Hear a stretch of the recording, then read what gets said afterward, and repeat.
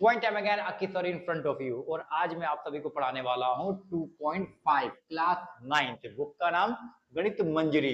तो 2.5 में आपके पास आने वाले हैं थोड़े से कॉम्प्लिकेटेड क्वेश्चंस, लेकिन ये कॉम्प्लिकेटेड क्वेश्चंस अभी तक थे, मेरी वीडियो देखने के बाद ये कॉम्प्लिकेटेड आपको लगेंगे बिल्कुल ही बाएं हाथ का खेल। लेकिन इस चैप्टर में हमारे पास जितने भी क्वेश्चंस हैं उन क्वेश्चन के लिए मैं एक ट्रिक बताऊंगा, एक तरीका बताऊंगा, उस तरीके से आप सभी क्वेश्चन सॉल्व कर लोगे। तो सबसे पहले चैप्टर स्टार्ट करने से पहले मैं आपको वो तरीका बताता हूँ। देखो माय डियर, हमारे पास इस पे मिलेंगे हमें इक्वेशन। सपोज दैट कि हमारे पास कोई इक्वेशन है 10x plus y equal to 50, और सेकेंड इक्वेशन है 20x plus y equal to 80 suppose है। तो हमारे पास दो इक्वेशन होंगे इस बार, मतलब दो समीकरण होंगे। अब दो समीकरण में से हमें दिख रहा है दोनों में एक्स वाई, और हमें सीखना है कि एक्स वाई का मान कैसे निकालते हैं। तो यहाँ पर आपको ध्यान देना है, इसको मानेंगे हम समीकरण 1, इसको मानेंगे समीकरण 2। इसको निकालने के कई सारी विधियां है, विलोपन विधि, प्रतिस्थापन विधि, वृत्तगुणनखंड विधि, ठीक है, और अलग अलग मेथड होते हैं। मैं आपको सिखाने वाला हूँ एक थोड़ा सा अलग मेथड और बहुत ही सिंपल मेथड, फंसोगे ही नहीं कभी भी। तो यहाँ पर आपको ध्यान देना है कि दोनों में से बड़ा कौन है। तो हमें दिख रहा है कि ये वाली इक्वेशन बड़ी है, या 20 है या 80 है या 10 है या 50 है, दोनों में से कोई ना कोई एक बड़ा मिलेगा। तो आप क्या करना, इसको कहते हैं समीकरण, समीकरण 2 में से एक को घटा देना। ध्यान रहे, जो बड़ा वाला होगा उसमें से एक घटाना है। अगर बड़ा एक होता तो मैं एक में से दो को घटाता, लेकिन बड़ा दो है तो दो में से मैं एक को घटाऊंगा। अब दो जो है उसको मैं पहले लिखूंगा और उसको मैं लिखूंगा ब्रैकेट में। याद रखना है कि हम माइनस कर रहे हैं, मतलब घटा रहे हैं, समीकरण 2 में से एक को घटाने पर तो माइनस कर रहे हैं, यहाँ पे मैं घटाने लिख देता हूं। तो फिर माइनस करेंगे और जो दूसरा वाला है ऊपर वाला उसको लिख देंगे समीकरण 1 को। ये होता है लेफ्ट हैंड साइड। अब लेफ्ट हैंड साइड को हमने माइनस कर दिया, अब राइट हैंड साइड को माइनस करेंगे, दो में से एक को, मतलब 80 माइनस में 50। अब यहां पर देखेंगे, याद रखना है आपको कि जब भी किसी ब्रैकेट से पहले माइनस का साइन आ जाए, किसी ब्रैकेट से पहले माइनस का साइन आ गया तो हमें ब्रैकेट के अंदर वाला जो साइन है उसको चेंज कर देना है। मतलब ये 10 प्लस का है तो माइनस का हो जाएगा, ये y प्लस का है तो माइनस का हो जाएगा। देखो कैसे, ये 10 प्लस का है तो माइनस का लिख देंगे, ये प्लस का है तो माइनस का लिख देंगे। 80 में से 50 गया 30, 20 में से 10 गया 10 है। x वाले को x वाले में से घटाएंगे, y प्लस का y माइनस का दोनों सेम है, कट जाए। तो यहाँ पर ये पक्का है कि कट जाएगा। 20 में से 10 गया 10x इक्वल टू 30। तो अब x को ये रखेंगे और 30 डिवाइड बाय 10 आ जाएगा, और ये आ जाएगा हमारा 3, मतलब x की वैल्यू निकल जाएगी। ठीक है, अब इस x की वैल्यू को आप या तो समीकरण 1 में रखोगे या फिर समीकरण 2 में रखोगे। अब y का मान निकालोगे, आपकी मर्जी है किस में भी रख लो। मैं रख देता हूं x का मान समीकरण 2 में रखने पर, समीकरण 2 क्या था, 20x plus y equal to 80। x का मान आया 3, तो मैं इस 20 के साथ में, इस 20 के साथ जो x है उसकी जगह पे रख दूंगा 3, और ये हो जाएगा 60, 20 दिया 60 प्लस 80, y यही रहेगा, 80 माइनस में आ जाएगा 60 और y का मान आ जाएगा 20। तो इस तरीके से हम x का मान और y का मान निकाल लेंगे। ठीक है, तो अभी हम जितने भी सवाल करेंगे उसमें बनेंगे दो इक्वेशंस, और दोनों में हमारे पास या तो एक्स वाई होगा या फिर ए बी होगा।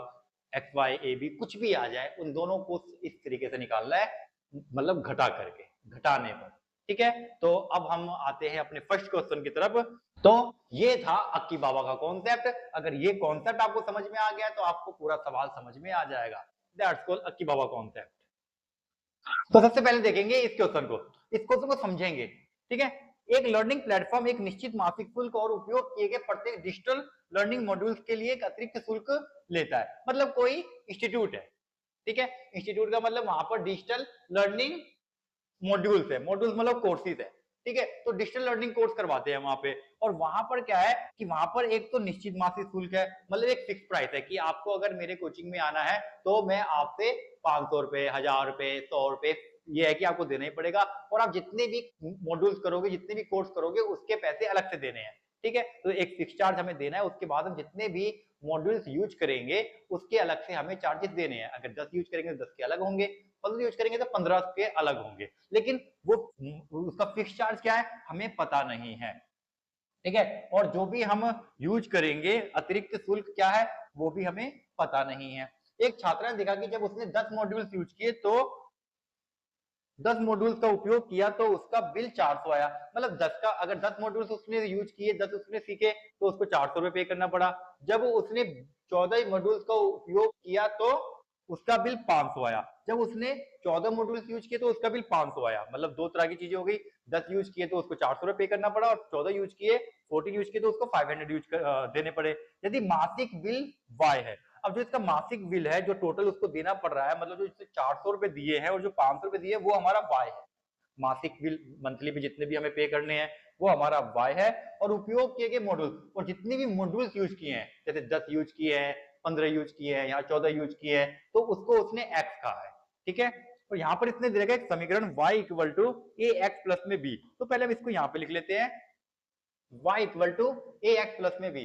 तो y equal to a x plus में बी। अब यहां पर ध्यान दो, ये जो y है हमारा, वो है हमारा मासिक शुल्क, और x है हमारा मॉड्यूल्स की संख्या, मतलब जितने भी हमने मॉड्यूल्स यूज किए हैं, मतलब जितने भी कोर्सेज हमने यूज किए हैं। a और b क्या है, ठीक है। तो ध्यान देते हैं सवाल पे थोड़ा सा। तो a और b के अनुसार निर्भर करते हैं, तो a और b के मान ज्ञात कीजिए। तो यहाँ पर a और b का मान ज्ञात करना है, ठीक है, समझ में आ गया। तो यहाँ पर देखो हमारे दो कंडीशन है। दो कंडीशन में क्या है, एक कंडीशन तो है जब x की वैल्यू 10 है, मतलब x क्या है हमारा मॉड्यूल्स, x क्या है हमारा मॉड्यूल्स की संख्या। जब हमने 10 यूज किए तो हमें टोटल मासिक शुल्क 400 रुपए देना पड़ा, ठीक है, कुल बिल 400 रुपए देना पड़ा। और जब हमारा x हमने 14, मतलब 14 मॉड्यूल्स यूज किए तो हमें 500 रुपए देना पड़ा, ठीक है। तो इससे हमें बनेगा दो समीकरण। ध्यान देना माय डियर, जैसे अभी करवाया था हमने, यहाँ पर हमें a और b का मान निकालना है, ठीक है। तो यहाँ पर देखो जो इसने दे रखा है समीकरण y equal to a x plus में b। पहले तो ये पहला समीकरण एक बनाएंगे जो कंडीशन 1 है, ATQ अकॉर्डिंग टू क्वेश्चन। पहले वाले में क्या है 400 रुपए पे करने पड़ रहे हैं, उसको 400 पे करने पड़ रहे हैं, y की जगह पर आ गया a। जब उसने 400 रुपए पे किए थे तो उसने x मतलब मॉड्यूल्स की संख्या, उसने कितने मॉड्यूल्स यूज किए थे, 10 मॉड्यूल्स यूज किए थे। तो इसको हम लिख देंगे 10a प्लस में b, ठीक है। और सेकंड कंडीशन क्या है, सेकंड कंडीशन में हमको बिल पे करना है 500, तो 500 आ गया हमारा y की जगह पे। और जब हमने 500 पे किए तो हमने कितने मॉड्यूल्स यूज किए हैं, मतलब x की जगह मॉड्यूल्स आ जाएगा, तो कितने मॉड्यूल्स यूज किए हमने 14, तो यहाँ पर आ जाएगा 14a प्लस में b। इसको मान लेंगे समीकरण 1, इसको मान लेंगे समीकरण 2, ठीक है, ठीक है। तो इस तरीके से हमारे पास दो समीकरण बन गए हैं, समीकरण बन गए हैं। अब हम लिखेंगे, अब देखो बड़ा कौन सा है, बड़ा नीचे वाला है, मतलब दूसरा बड़ा है, तो हम क्या लिखेंगे, समीकरण दो में से एक को घटाने पर। तो हम दो में से एक को घटाएंगे, तो सबसे पहले हम ऊपर पहले हम लिख देते हैं इसको लेफ्ट, मतलब इस वाले को इधर, पहले इसको लिख लेते हैं 14a plus b minus 10a plus b equal to, और यहाँ पर 500 में से 400 माइनस करेंगे क्योंकि सेकंड क्वेश्चन हमारा 500 वाला है। तो 500 माइनस में, मतलब आपको याद रखना है कि बड़े में से छोटा को घटाया जा रहा है। तो समीकरण 2 हमारा बड़ा था, बड़े में से मैंने एक को घटाया, मतलब छोटे को घटाया। अब ब्रैकेट खोलेंगे तो मैंने अभी बताया था आपको अक्की बाबा के कॉन्सेप्ट में कि ये जब ब्रैकेट खोलेगा तो माइनस का हो जाएगा और ये भी माइनस का हो जाएगा, और यहाँ पर आ जाएगा 100, 500 में से 400 जाएंगे तो 100 बचेगा। अब यहाँ पर b प्लस का है और b माइनस का है, दोनों आपस में हो गए कट्टी, ये हो गया 14a। अब यहाँ बच गया 14a माइनस में 10a इक्वल टू 100। 14 में से 10 जाएगा तो बचेगा 4a इक्वल टू 100। अब a का मान आ जाएगा हमारा 100 डिवाइड बाय 4, कट गया 25। तो ए की वैल्यू आ गई है हमारी 25। ठीक है, ए की वैल्यू 25 आ गई है। अब हम क्या करेंगे, ए का, अब ए का मान समीकरण 1 में रख दो या फिर समीकरण 2 में रख दो। तो ए का मान मैं रख देता हूं समीकरण 1 में रख लेता हूं इस बारी। तो ठीक है, समीकरण रखने पर, तो समीकरण 1 में रखने पर क्या आता है, समीकरण 1 है हमारा, पहले मैं इसको लिख लेता हूं, हम आगे पीछे कर सकते हैं, कोई दिक्कत नहीं है। 400 को मैंने पीछे लिख दिया। ए की वैल्यू आई है मेरे पास 25 प्लस बी इक्वल टू 400, ये हो जाएगा 250 प्लस बी इक्वल टू 400। ठीक है, अब बी को मैं यही रखूंगा, 400 में से 250 उधर चला जाएगा, माइनस का हो जाएगा, और बी का मान आ जाएगा मेरा 400 में से 250 जाएगा तो 150। तो ए और बी का मान आ चुका है। तो फाइनली मैं यहां पर आंसर लिख देता हूं,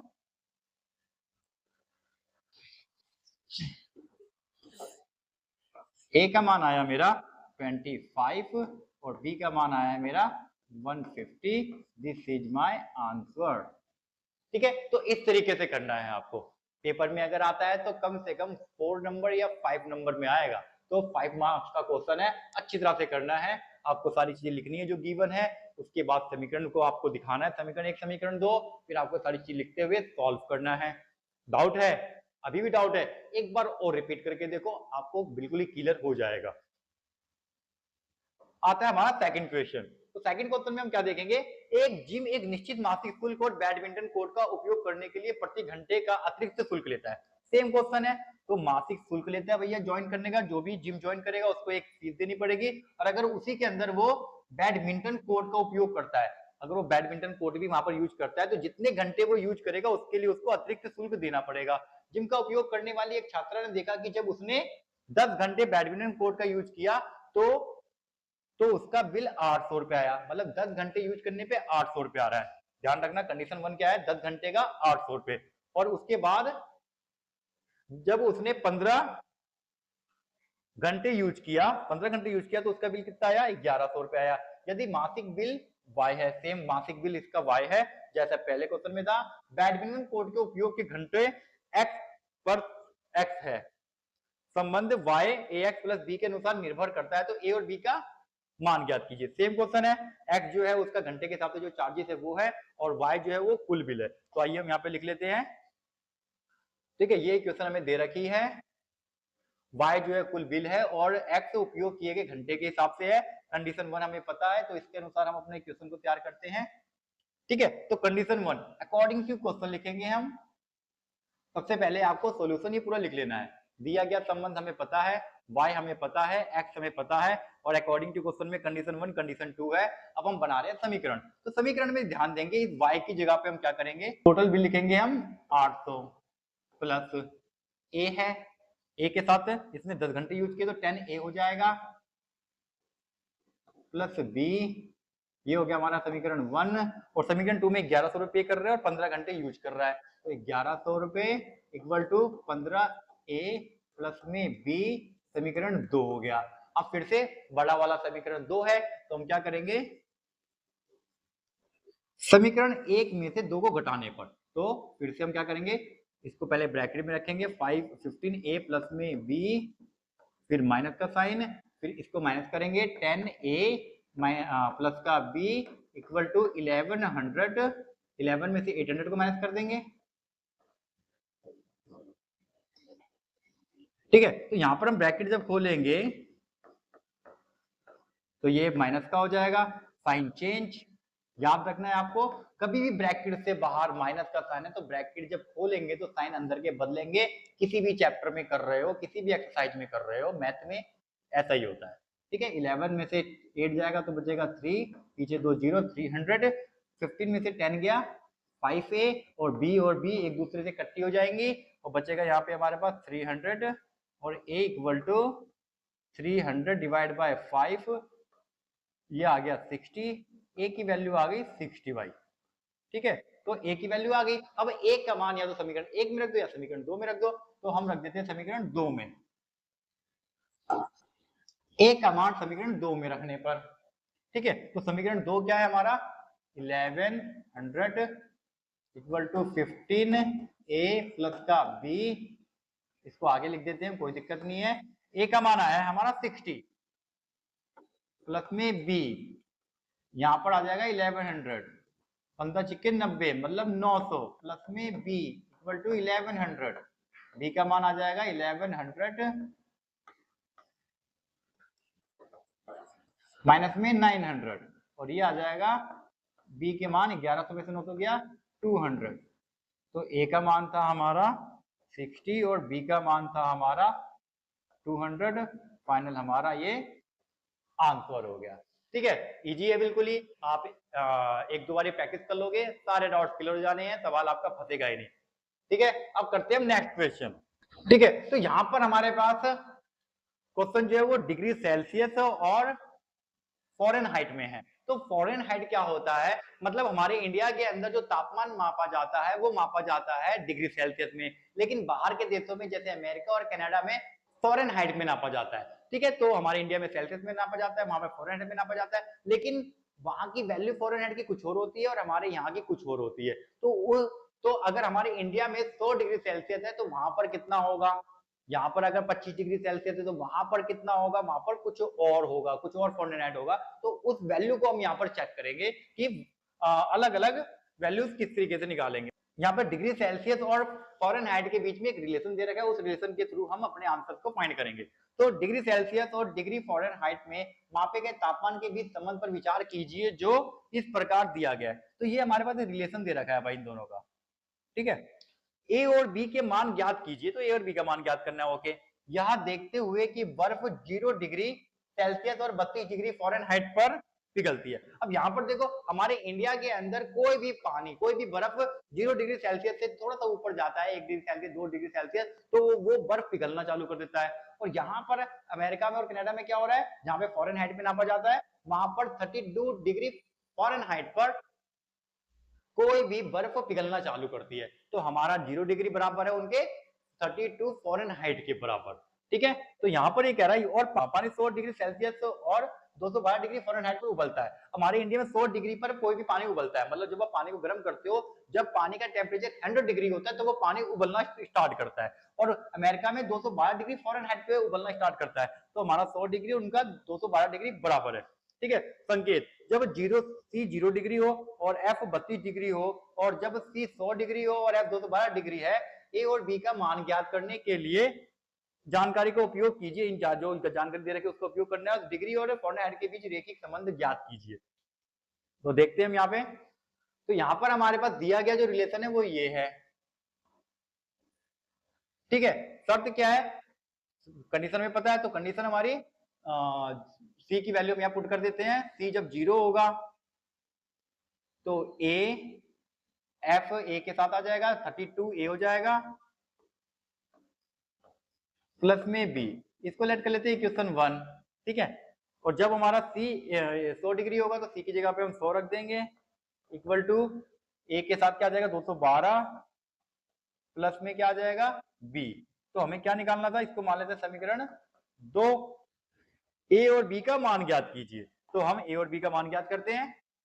ठीक है, तो सबसे पहले हम देखेंगे कि बड़ा कौन सा है। तो यहाँ पर 100 दिख रहा है, यहाँ पर 0 दिख रहा है, तो सेकंड वाला बड़ा है। सेम वैसे ही